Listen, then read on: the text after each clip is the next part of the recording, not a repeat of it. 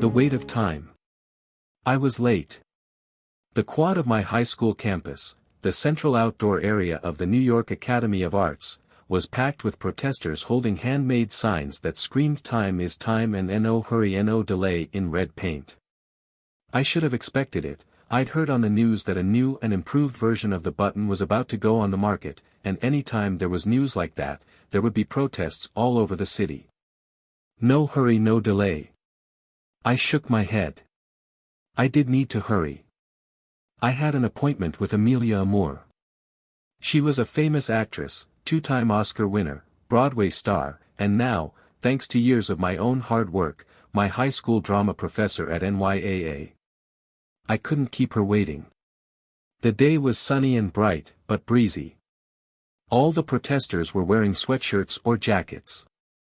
There was no other way across the quad, so I had to wiggle my way through the crowd, muttering, "Excuse me," repeatedly while they all screamed and shouted their chants. I could hardly believe any of this was happening. I'd requested an appointment with Amelia weeks ago, telling her I needed 30 minutes to talk to her about my upcoming monologue assignment. 15 minutes ago, an email confirmation had popped up in my inbox. It was dumb luck that I was even on campus and able to sprint over to Amelia's office. With everything going on at home, I usually headed for the subway immediately after my last class ended, to be with Mom and Claire and Emmeline and Granddad. Today, however, I'd succumbed to the begging of my drama friends and agreed to hang around for a coffee after school. Thank God I did, or I never would have seen the email confirmation, never would have been in a position to run like hell and get to Amelia's office in time to ask her the question I desperately needed to ask. I was almost at the edge of the crowd when a dude in a flannel button-down and a bubble vest swiveled around suddenly. He was holding his protest sign awkwardly at waist height, and it knocked me to the ground. "Whoa, I'm sorry," the dude said, kneeling down to help me. I could read his sign clearly. "We can't stop time," it said. I scowled at him and pushed his hand away, getting up without assistance and stomping out of the throngs of students. They didn't know anything, the kid protesters with their meaningless chants. They were protesting something they probably didn't even understand. Not many of us could comprehend the benefit of the button, and how much we'd someday want desperately to have what it promised, the ability to control time. When new technology emerged, older adults were generally skeptical and a bit annoyed, especially my grandfather. He despised devices like Alexa and Google Home. "Just a newfangled way to be lazy," he'd grumble. "And to ruin good music, too." No one, not even Granddad, spoke that way about the button. Whether they were in awe of it, or thought of it as evil, they still spoke about the invention with reverence. However one might feel about the button personally, it was an incredible scientific and technological accomplishment, and when people discussed it, they did so with respect. Of course, we didn't have one in our apartment, the cramped 3-bedroom in Brooklyn where I'd grown up and still live today. When I was born, there were 6 of us, but Grandma died when I was 2, so for as long as I can remember it's always been just us 5. My grandfather grumbling, my 2 older sisters bossing me around, and Mom in the background, quietly taking care of us, a smile and a look of wonder ever present on her face. My mother had a way of helping all of us, even Granddad, to look at the bright side of life, to see the good in each other and in the world. While Granddad grumbled about new technology, she was in awe of it all. "Can you even imagine?" she'd say when the news talked about the button. "Don't need to imagine," Granddad would answer. "We'll never see one of those in this neighborhood, not in my lifetime, or yours." It was Emmeline who explained to me what he meant, that new technology was never available to people like us, not at first. The first CD player cost like $1,000, she explained. It was years before regular people like us could afford one and go get it at the store. That was certainly true of the button. The first few buttons built were sold for $1 billion a piece. Now that they'd been around for over a decade, the price had lowered considerably, and you could get one for $1 million. "The rich people get most things first," Emmeline explained. "They pay a ton of money for it and it's just theirs for a while. Then once newer things come along, the older things are mass-marketed and the price goes down. Once the price goes down, people like us can get the thing, usually years later. It's not as special anymore, but it's ours then. Why can't we have it when it's special? Because we're not special, Emmeline said matter-of-factly. Mom hushed her then. Emmeline had a way of telling it like it was, which I appreciated as the youngest child in a house full of grown-ups.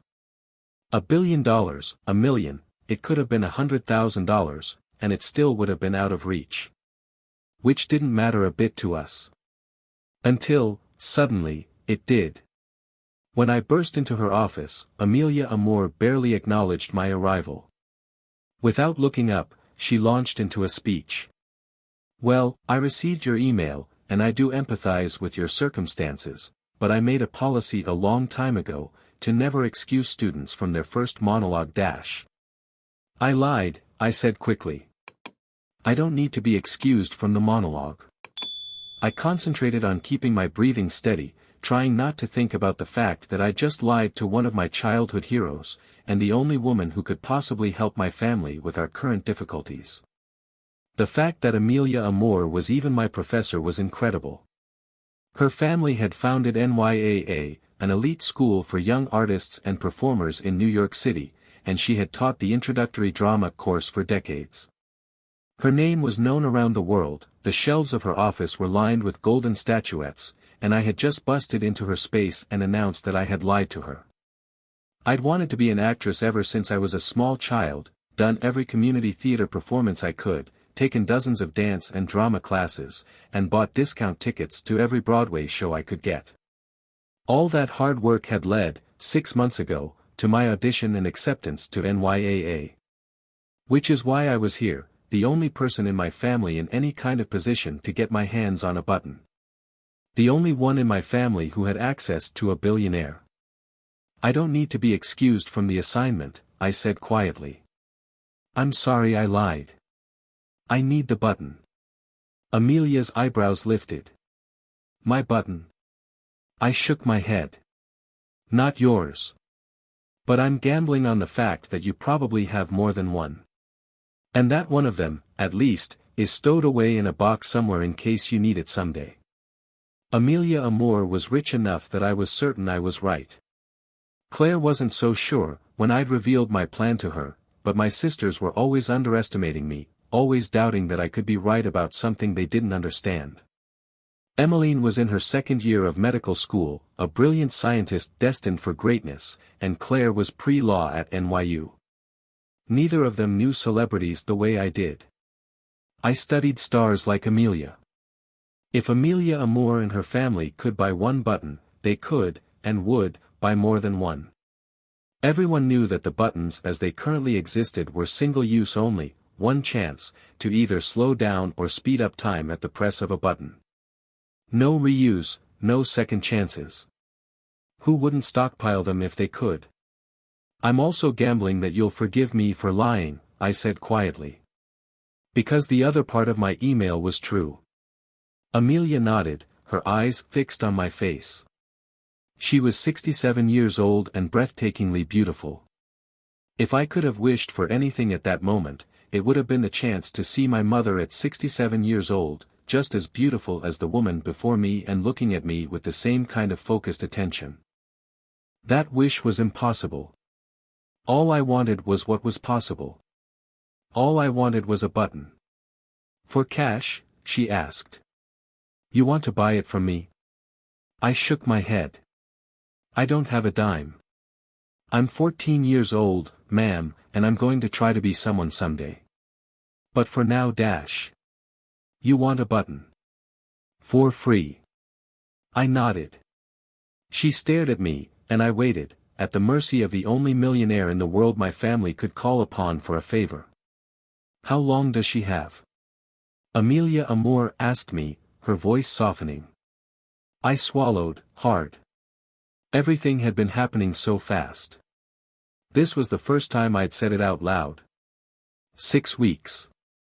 Mom got the diagnosis 2 months ago, and ever since the day she told us, I've thought of nothing but the button, nothing but the chance to slow down the hands of time. When the button was advertised, exact figures weren't utilized. The way the invention worked was through a combination of technology and science. The organic materials infused within the button combined with the individual cells of the person whose hand pressed it, creating the phenomenon of either the acceleration or deceleration of time. Because there seemed to be an element unique to the person involved, the numbers weren't exact, but the general expectation was that you could speed up time so that a week would feel like a day, and vice versa, a day could be slowed down so that it felt like it was 7 days long. Nothing changed for the rest of the world when one person used the button, the change that occurred was internal. That was why some protesters, and my grandfather, compared it to drugs. But Granddad, it's all natural, Claire protested whenever he started ranting and raving about the button being a new opioid. It's not addictive, and it doesn't alter your body permanently at all. So they say, Granddad said roughly. You wouldn't have used it, Granddad? I asked. When Granny was sick. That surprised him. He didn't answer right away, and I felt a little guilty for having asked the question. My grandmother had died of pancreatic cancer. I had no memories of her illness, but Emmeline did, and what she remembered was Granny being in excruciating pain with little relief. For months, she suffered, with Mom and Granddad taking care of her round the clock and doing anything they could think of to make her comfortable to absolutely no avail. For me, or for her? Granddad finally replied. No one answered him, and I never brought it up with him again. I ran the 3 flights of stairs up to our apartment, elated in a way I had never been before. I was the youngest, in all the ways. I was never the one who came through for the family. Amelia had lost her own mother last year, which was one of the things I figured would help my cause. It was the reason I told her the truth instead of trying to make up a sympathetic story. Was there any daughter on earth who wouldn't relate to what I was going through, losing my mother, and wishing desperately to keep her with me for longer? She had an extra button stowed away on the top shelf of a closet in her office. She retrieved it for me and placed it in a bag for me to transport home on the subway. Do you know which dash? Amelia Amour started to ask me as she handed it to me. I never heard her question in its entirety. I was already backing out of the office, ready to get home to my family with my news, and the button. They were in Mom's room when I burst into the apartment.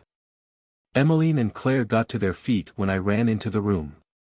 I got it, I told them. Claire began to cry. Emmeline nodded at me, as if she'd been expecting the news.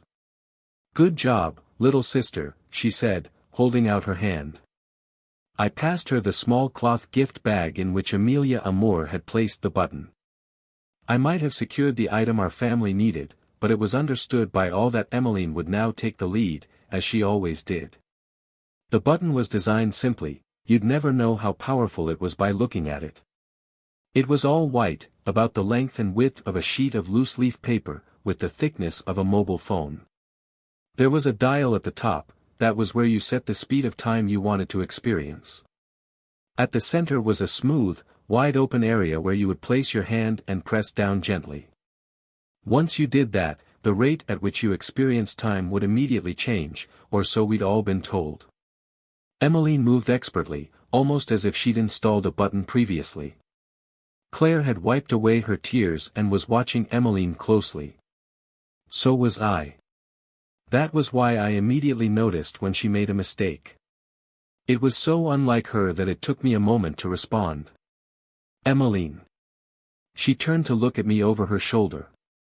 We don't have to do it right now, Anna. I just want to have it ready for when Mom wakes up. I nodded. That's fine. But you have it wrong. All 3 of us looked at the dial, which Emmeline had set, incorrectly, to speed up time. If Mom used the button without correcting it, she would experience the next 6 weeks, the time she had left, as 6 days. It was a mistake. Yet Emmeline didn't make mistakes, and as my 2 sisters shifted their gazes from the button to my face, I realized that we were experiencing a horrible misunderstanding. Emmeline and Claire didn't want the button to slow down Mom's time left with us. They wanted to speed it up. It was as if time froze the moment Emmeline stepped away from the button. They continued to stare at me, and I stared right back. Anna dash. No, I said sharply. You have it wrong. You can't do it. She's in pain, Anna, Claire said softly. Just look at her. I didn't want to look at her. I had barely looked at Mom for days. The diagnosis was pancreatic cancer, same as Granny, except it was already stage 4. She'd lost a lot of weight, and her skin was pale with tints of yellow. She napped constantly, which was the most unsettling thing. Mom at her healthiest was always moving, cooking, hugging, tidying. Now she was still, and almost always whimpering. Her back ached, she said, and it was incredibly difficult for her to get comfortable. It was all the more difficult because we'd seen this before. Mom and Granddad had cared for my grandmother for months, soothed her, read to her, administered medication that did little to ease her pain. I understood my sister's impulse to want to speed up Mom's experience. Less time should mean less pain, and no one would ever want someone they loved to suffer. Not if they could make the time, and the pain, go by quicker. I couldn't remember another time in my life when I disagreed with my sisters about something that actually mattered. I steeled myself for the argument of my life, with an aspiring litigator and a sister who was unaccustomed to being wrong. Seems like rather than arguing amongst yourselves, you should just ask her. The three of us looked over toward the doorway. Granddad was leaning against the door frame. He was as healthy and strong as he'd ever been, but he seemed smaller just then, like he wasn't standing as tall as he usually was. Mom was his only child, and she was slipping away. Granddad, I'm sorry, I said. I know you don't like the button dash. He waved my words away. Kathleen, he said sharply. Wake up. My mother's eyes opened slowly. I wondered if she'd heard anything we said so far. She looked at each of us, her 3 daughters, a small smile on her face. Then we watched as her eyes wandered over to the button and lit up. I felt proud when I saw that. She squinted. Emmeline? Yes, Mom. Emmeline stepped closer to her, and Claire and I leaned in as well. You have it set wrong, my mother said. My sisters looked at me immediately, but I kept my eyes on Mom, who looked at me and smiled. I'm ready, she said. Slow it down.